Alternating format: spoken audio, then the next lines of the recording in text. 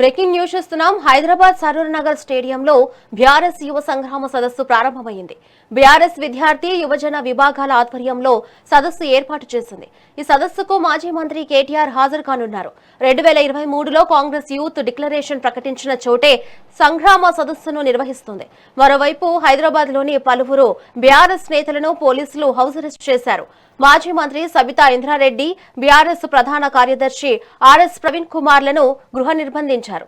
ఇక యువ సంగ్రామ సదస్సుకు మొదట అనుమతి పోలీసులు నిరాకరించారు. దీంతో బీఆర్ఎస్ హైకోర్టును ఆశ్రయించిన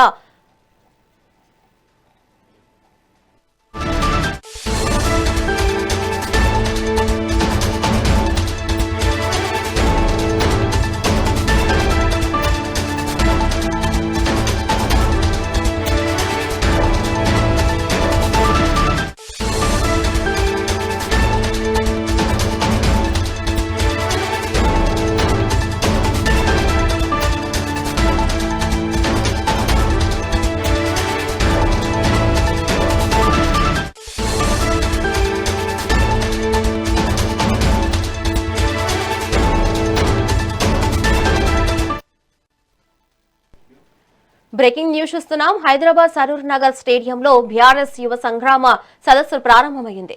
బీఆర్ఎస్ విద్యార్థి యువజన విభాగాల ఆధ్వర్యంలో సదస్సు ఏర్పాటు చేసింది. ఈ సదస్సుకు మాజీ మంత్రి కేటీఆర్ హాజరు కానున్నారు. 2023లో కాంగ్రెస్ యూత్ డిక్లరేషన్ ప్రకటించిన చోటే సంగ్రామ సదస్సును నిర్వహిస్తోంది. మరోవైపు హైదరాబాద్ లోని పలువురు బీఆర్ఎస్ నేతలను పోలీసులు హౌస్ అరెస్ట్ చేశారు. మాజీ మంత్రి సబితా ఇంద్రారెడ్డి, బీఆర్ఎస్ ప్రధాన కార్యదర్శి ఆర్ఎస్ ప్రవీణ్ కుమార్లను గృహ నిర్బంధించారు. ఇక యువ సంగ్రామ సదస్సుకు మొదట పోలీసులు అనుమతి నిరాకరించారు. దీంతో బీఆర్ఎస్ హైకోర్టును ఆశ్రయించి సదస్సుకు అనుమతి పొందింది. తెలంగాణ ప్రజలందరికీ కూడా నమస్కారం. నేను డాక్టర్ ఆర్ఎస్ ప్రవీణ్ కుమార్. నేను మల్కాజ్గిరి మీటింగ్కు మల్కాజ్గిరి కమిషనరేట్లో సరూర్ నగర్ స్టేడియంలో ఉండే మీటింగ్కు ప్రిపేర్ అవుతుంటే ఈరోజు మరి సైబరాబాద్ పోలీసులు ఉదయమే మా ఇంటికి వచ్చి నన్ను హౌస్ అరెస్ట్ చేస్తామంటున్నారు.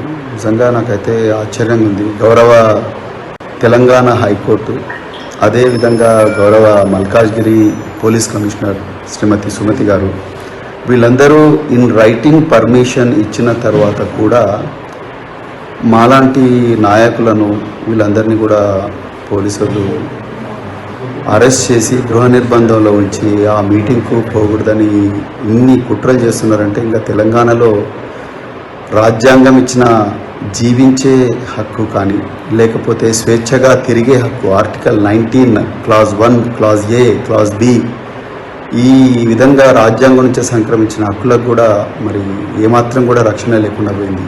మరి ఏ ముఖం పెట్టుకొని రాహుల్ గాంధీ సంవిధాన్ బచావో రాజ్యాంగాన్ని రక్షిద్దామంటున్నారు. ఆయన శిష్యుడైన రేవంత్ రెడ్డి గారు అదే రాజ్యాంగం ఇచ్చిన హక్కులను కాలరాస్తూ ఉన్నారు. ఈ పోలీస్ అధికారులకు పాపం వాళ్ళకి ఏం తెలియదు. వాళ్ళ పై అధికారులు ప్రవీణ్ కుమార్ని ఆపండి చెప్పిండ్రు, ఆపుతా ఉన్నారు. వాళ్ళ దగ్గర మాకు ఆ ఇన్ఫర్మేషన్ సరిగ్గా ఇన్ఫర్మేషన్. నేను మా యువ నాయకులు మా ఎమ్మెల్సీ షంబీపూర్ రాజు గారు నాకు ఆ పోలీస్ పర్మిషన్ లెటర్ కూడా పంపించారు. అదే విషయాన్ని నేను వీళ్ళకు నర్సింగ్ ఇన్స్పెక్టర్ గారు కూడా చెప్పాను. సో వాళ్ళు మా పై ఆఫీసర్లతో మాట్లాడి చెప్తామని అంటున్నారు. ఈ విధంగా అరాచక పాలన, దుర్మార్గ పాలన నడుస్తూ ఉన్నది తెలంగాణలో. ఒకసారి ప్రజలందరూ కూడా గమనించాలి. నన్ను మా సరూర్ నగర్లో మా వర్కింగ్ ప్రెసిడెంట్ కేటీఆర్ గారు ఏ మీటింగ్కి అయితే వస్తున్నారు ముఖ్య అతిథిగా, ఆ మీటింగ్కు నన్ను పోనివ్వకపోతే మాత్రం నేను ఆమరణ నిరాహార దీక్ష చేస్తా ఇంట్లోనే కూర్చొని. నేను డీజీపీ గారికి, హోంమంత్రి రేవంత్ రెడ్డి గారికి నేను క్లియర్గా చెప్తున్నా, ఇది ఒక వార్నింగ్. రేవంత్ రెడ్డి గారు, రాజ్యాంగం బాబాసాహెబ్ అంబేద్కర్ గారు నాకు ఆర్టికల్ 19 ప్రకారం నాకు స్వేచ్ఛగా తిరిగే హక్కు, స్వేచ్ఛగా మాట్లాడే హక్కు ఇచ్చిండ్రు. కానీ మీ పోలీసు వాళ్ళు ఇలా నన్ను ఆపుతా ఉన్నారు. నేను కంటెంప్ట్ ఆఫ్ ద కోర్ట్ వేయడం కాదు, నేను అమర నిరాదీక్ష చేస్తే నన్ను ఆ మీటింగ్ పోనీయకపోతాను. జై తెలంగాణ, జై కేసీఆర్.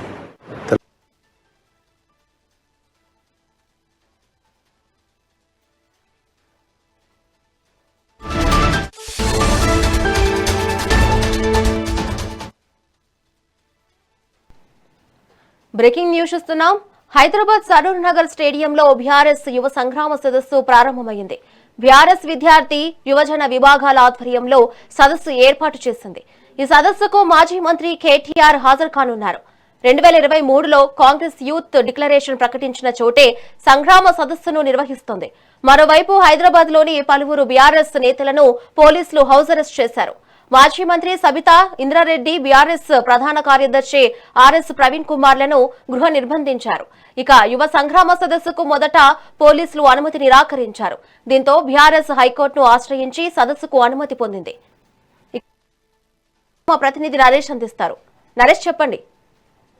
Thank you Shravani. ఇటు నిరుద్యోగ యువత సమస్యలను ప్రధాన ఎజెండాగా తీసుకుని బీఆర్ఎస్ చేపట్టినటువంటి చలో సరూర్ నగర్ యువ సంగ్రామ సదస్సుకు రాజకీయంగా ప్రాధాన్యం సంతరించుకుందని చెప్పవచ్చు. కాంగ్రెస్ ప్రభుత్వం యువతకు ఇచ్చినటువంటి హామీలను అమలు చేయలేదని ఆరోపిస్తూ బీఆర్ఎస్ భారీ సభకు పిలుపునిచ్చింది. ఈ సభకు సంబంధించి BRS party working president KTR పాల్గొనున్న ఈ సభకు రాష్ట్రం నలుమూల నుంచి వేలాది మంది యువత పార్టీ శ్రేణులు కూడా తరలి వచ్చేందుకు కూడా అన్ని ఏర్పాట్లు పూర్తి చేశారు. రాష్ట్రంలో కాంగ్రెస్ ప్రభుత్వ వైఫల్యాలపై సమరశంఖం పూరించినటువంటి BRS party Saroor Nagar stadium వేదికగా యువ సంగ్రామ సదస్సును నిర్వహిస్తుంది. పెద్ద ఎత్తున యువత, విద్యార్థులు హాజరయ్యేలా ఈ సదస్సును ప్రతిష్టాత్మకంగా తీసుకొని బీఆర్ఎస్ అన్ని ఏర్పాట్లు చేసింది. ఇప్పటికే ఈ సభకు సంబంధించినటువంటి ఏర్పాటు పూర్తి కావడంతో సభ ప్రారంభమైంది. మరి కాసేపట్లో కూడా BRS party working president KTR కూడా ముఖ్య అతిథిగా హాజరవుతున్నారు.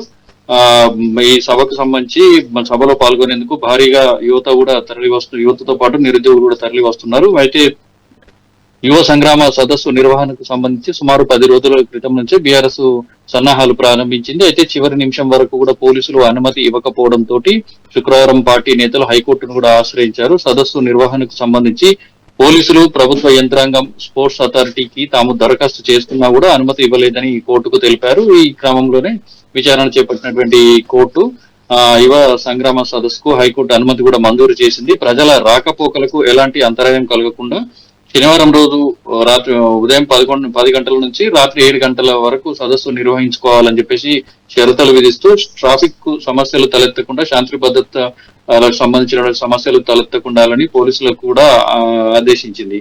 ఈ క్రమంలోనే ఈ పార్టీ సంబంధించినటువంటి యువజన విభాగం అధ్యక్షులు ఎమ్మెల్సీ షంబీపూర్ రాజుతో పాటు విద్యార్థి విభాగం అధ్యక్షులు గెల్లు శ్రీనివాస్ యాదవ్, ఎల్బీ నగర్ ఎమ్మెల్యే దేవిరెడ్డి సుధీర్ రెడ్డి తదితరులు సరూర్ నగర్ స్టేడియంలో ఏర్పాట్లను కూడా పర్యవేక్షించారు.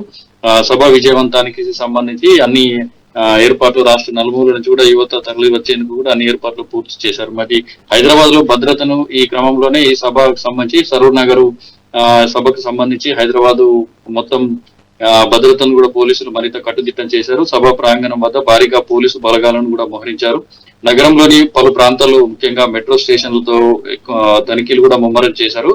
సభకు వెళ్లే వారిని గుర్తిస్తూ వాహనాల తనిఖీలు కూడా కొనసాగుతున్నాయి. మరోవైపు నిరుద్యోగులు, యువత సభకు చేరకుండా కాంగ్రెస్ ప్రభుత్వం విశ్వ ప్రయత్నాలు చేస్తుందని బీఆర్ఎస్ శ్రేణులు ఆరోపిస్తున్నారు. మెట్రో స్టేషన్ల వద్ద తనిఖీలు, పలువురు నేతలను గృహ నిర్బంధం కూడా చేయడం, దాంతో పాటు వాహనాలు అడ్డుకోవడం వంటి చర్యలతోటి సభను అడ్డుకునే ప్రయత్నం చేస్తుందని పార్టీ నేతలు కూడా విమర్శిస్తున్నటువంటి పరిస్థితి. అయితే ఈ విమర్శలకు సంబంధించి శాంతి భద్రతల పరిరక్షణ కోసమే ఈ భద్రతా చర్యలు చేపట్టామని పోలీసులు చెప్తున్నారు. ఇరు వర్గాలు పరస్పరం భిన్న వాదనలు వినిపిస్తున్నప్పటికీ కూడా ఈ నేపథ్యంలో సరూర్ నగర్ పరిసరాల్లో ఉద్రిక్త వాతావరణం కూడా నెలకొని ఉంది. కేటీఆర్ సభకు హాజరు కానుండగా సభ ప్రాంగణానికి భారీ సంఖ్యలో బీఆర్ఎస్ శ్రేణులతో పాటు యువత కూడా చేరుకుంటున్నారు. ప్రధానంగా ఈ సభలో 6 డిక్లరేషన్ల పైన కూడా సమరబేరి మోగించనుంది. ముఖ్యంగా 2023 అసెంబ్లీ ఎన్నికల నేపథ్యంలో కాంగ్రెస్ పార్టీ ఏదైతే 6 డిక్లరేషన్లను విడుదల కూడా చేసింది. వరంగల్లో 2022 మే 6న జరిగినటువంటి రైతు డిక్లరేషన్ సభకు ఇటు రాహుల్ గాంధీ ఆధ్వర్యంలో ఏర్పడినటువంటి పాల్గొన్నటువంటి ఈ సభకు సంబంధించి, దాంతో పాటు యూత్ డిక్లరేషన్ కు సంబంధించి, దాంతో పాటు చేవెళ్లలో జరిగినటువంటి ఆగస్టు 26న 2023 ఆగస్టు 26న జరిగినటువంటి SC/ST డిక్లరేషన్ సభకు సంబంధించి, అలాగే హైదరాబాద్ లో జరిగినటువంటి మైనారిటీ డిక్లరేషన్ సభకు సంబంధించినటువంటి అప్పటి బీసీ డిక్లరేషన్ సంబంధించినటువంటి ఈ ఏదైతే హామీలు ఇచ్చారో ఇటు అప్పుడు పిసిసి అధ్యక్షుడు హోదాలో ఉన్నటువంటి సీఎం రేవంత్ రెడ్డి కూడా పాల్గొన్నటువంటి హామీలకు సంబంధించిన సభలలో ఏదైతే డిక్లరేషన్ వారిగా ఇటు ఇచ్చినటువంటి హామీలను వైఫల్యాలను ఎండగట్టేందుకు కూడా ఈ సభ వేదిక కానుంది. సమరబేరి మోగించాలని ఆయా తేదీలో సభలు జరిగిన చోట్లే సభలు లేదా సమావేశాలు నిర్వహించాలని బీఆర్ఎస్ పార్టీ నిర్వహించిన నేపథ్యంలో యువ సంగ్రామ సదస్సు ఇటు నిర్వహిస్తోంది. దీనికి సంబంధించి కూడా ఇప్పటికే పార్టీ శ్రేణులు కూడా అన్ని ఏర్పాట్లు పూర్తి చేశారు. మరి ఈ క్రమంలోనే పార్టీకి ఈ సదస్సుకు తరలి వెళ్తున్నటువంటి నాయకులు ఎవరైతే ఉన్నారో బీఆర్ఎస్ పార్టీకి సంబంధించిన మాజీ మంత్రి సబితా ఇంద్రారెడ్డితో పాటు బీఆర్ఎస్ రాష్ట్ర ప్రధాన కార్యదర్శిగా ఉన్నటువంటి ఆర్ఎస్ ప్రవీణ్ కుమార్ తో పాటు పలువురు నేతలను కూడా పోలీసులు గృహ నిర్బంధం చేశారు. సభ నేపథ్యంలో శాంతి భద్రతల దృష్ట్యానే ఈ చర్యలు చేపట్టినట్టు పోలీసులు చెబుతుండగా హైకోర్టు అనుమతి ఉన్నప్పటికీ కూడా గృహ నిర్బంధం చేయడం ప్రజాస్వామ్య విరుద్ధం అని చెప్పేసి బీఆర్ఎస్ నేతలు కూడా మండిపడుతున్నటువంటి పరిస్థితి. మొత్తంగా సరూర్ నగర్ పరిసర ప్రాంతాల్లో ఇటు భారీ పోలీసు బందోబస్తులు కూడా ఏర్పాటు చేశారు. సభా ప్రాంగణం వద్ద భద్రత కట్టుదిట్టం చేసి ట్రాఫిక్ నియంత్రణకు సంబంధించినటువంటి చర్యలు కూడా చేపట్టారు. మరోవైపు యువ సంగ్రామ సదస్సు ద్వారా కాంగ్రెస్ ప్రభుత్వంపై నిరుద్యోగ సమస్యల విషయంలో రాజకీయ ఒత్తిడి పెంచాలని బీఆర్ఎస్ కూడా భావిస్తున్నటువంటి పరిస్థితి. మొత్తంగా చూసుకుంటే నిరుద్యోగ యువతకు కాంగ్రెస్ ఇచ్చినటువంటి హామీలు అమలు కాలేదనే అంశాన్ని ప్రధానంగా ప్రస్తావిస్తూ ప్రభుత్వంపై తీవ్ర విమర్శలు చేసే అవకాశం ఉంది. అలాగే ఉద్యోగాలు, విద్యార్థుల సంక్షేమంతో పాటు యువతకు సంబంధించినటువంటి అంశాలపై కూడా బీఆర్ఎస్ కార్యాచరణను వెళ్లించేటువంటి అవకాశం కూడా ఇప్పుడు ఉందని పార్టీ నేతలు కూడా ప్రకటించినటువంటి పరిస్థితి కనిపిస్తా ఉంది. ఈ క్రమంలోనే ఇటు బీఆర్ఎస్ అంచనా ప్రకారం దాదాపు పెద్ద సంఖ్యలో యువత, విద్యార్థులతో పాటు పార్టీ శ్రేణులు కూడా సభకు ఇటు తరలి వస్తున్నటువంటి పరిస్థితి కనిపిస్తా ఉంది. సభను ప్రతిష్టాత్మకంగా తీసుకొని బీఆర్ఎస్ పార్టీ కూడా ప్రతిష్టాత్మకంగా తీసుకొని సభ విజయవంతం కోసం కూడా ఇటు ముమ్మర ఏర్పాట్లు కూడా చేసింది. అయితే దీనికి సంబంధించి ఈ సభ ముగిసిన అనంతరం దీనికి సంబంధించినటువంటి ఏ కార్యాచరణ ఉంది అనేటువంటి అంశాలు కూడా స్పష్టత వచ్చేటువంటి అవకాశం ఉంది Shravani. Right, thank you Naresh.